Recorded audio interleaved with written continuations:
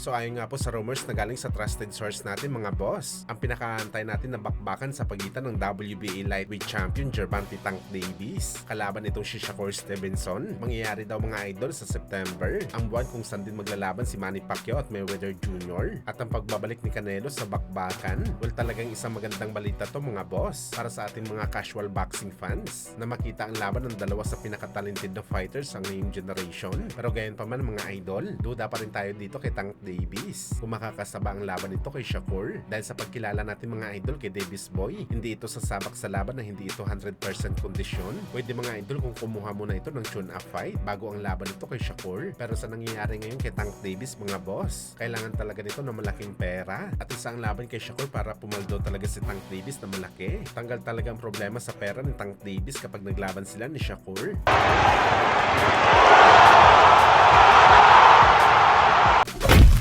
Samantala, two-time welterweight champion na si Sean Porter, prangkang sinabi mga boss na sakali maglaban daw ang ating pambansang kamao Manny Pacquiao kalaban itong si Gervonta Tank Davis sa ibabaw ng boxing ring. Ang laki daw talaga ng tiwala ni Porter mga idol, nasisibakin lang daw talaga ni Pacman si Tank Davis sa bakbakan sa kabila na si Davis Boy ang mas bata. Ibang level daw talagang experience ni Pacman mga idol sa bakbakan kumpara kay Davis Boy. Well, sa ngayon tayo dito mga idol sa mga sinabi ni Porter, sa boxing meron talaga level ang mga fighter at masasabi natin mga boss na nabilong talaga si Pacman sa mga elite of the elite na boxer. At ang basihan natin dito mga idol dahil nakikipag-compete si Pacman kalaban na malalaki sa kanya ng mga boxer. Sa totoo lang mga idol, hindi talaga pang 147 pounds ang katawan ni Pacman. Pinilit lang talaga nito na lumaban sa welterweight dahil nandyan ang malalaking pangalan. Pero sa kabila nito mga idol, nagpapakita pa rin ng magandang performance si Boss Manny kalaban ng mga natural na malalaking fighter.